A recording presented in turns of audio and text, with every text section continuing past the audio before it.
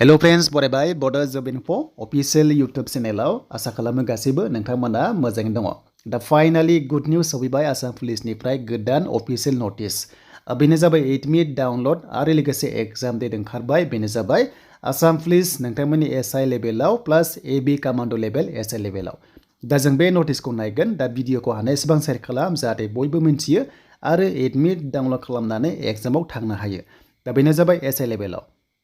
सो जों दायो फैबा अफिशियेल साइटआव एसएलपिआरबिआव आरो बेयाव फैनाय लोगो लोगो अफिशियेल नोटिस ओंखारबाय। नोंथांमोना बे नोटिसआव क्लिक खालामबानो गासैबो नोटिसखौ मोनगोन। 144 एसआई नोंथांमोन इउबि भेकेन्सि, बेनिफ्राय एबिआव 51 दङ कमान्डोआव, एन्ड 7 पस्टआ जाबाय कमिउनिकेसनाव आरो लोगोसे सिभिल डिफेन्सआव सासे पस्ट दङ।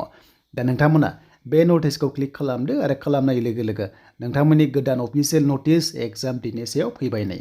दा नोंथांमोना खोनाखादोंमोन जे जानुवारियाव जानाय चान्स दं होननानै। आंबो नोंथांमोननो खोन्थाखादोंमोन जे जानुवारियाव एग्जाम जानाय चान्स दं होननानै। दा फाइनाली जाबाय। बेनो जाबाय जानुवारिनि 5 खालार खालि बा 5 जानुवारि खालि नोंथांमोना एग्जाम होनो मोनगोन। एन्ड एडमिटआ नोंथांमोना 23 डिसेम्बराव डाउनलोड खालामनो हागोन 11 AM जानाय लोगो लोगो। दा अफिशियेल नोटिसआ बेनो। दा नोंथांमोना 5 जानुवारि खालि एग्जाम होनो मोनसिगोन अफलाइन हिसाबै, आरो बेनिफ्राय 23 डिसेम्बराव नोंथांमोननि रल नाम्बार बेनिफ्राय एबा एप्लिकेसन नाम्बार एबा बार्थडे होनानै नोंथांमोना डाउनलोड खालामदो। देन भटार कार्ड नङाबा आधार कार्ड नोंथांमोना लांफानांगोन एग्जाम हलाव।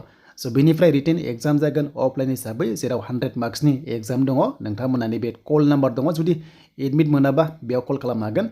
एग्जामा 100आव नेगेटिभ मार्किंबो दङ। नोंथांमोना बेखौ जाहाथे नायो आरो। दा बेनो लोगोफोर, नोंथांमोना भिडिअ मोनबाय, हानायसेबां शेयार खालामदो, लाइक खालामदो, कमेन्ट्स खालामदो, आरो जायफ्रा एसआई लेभेलनि थाखाय नाजागासिनो दङ बयनिसिमबो अल द बेस्ट थाबाय, जाहाथे एग्जामखौ नोंथांमोना मोजाङै होयो।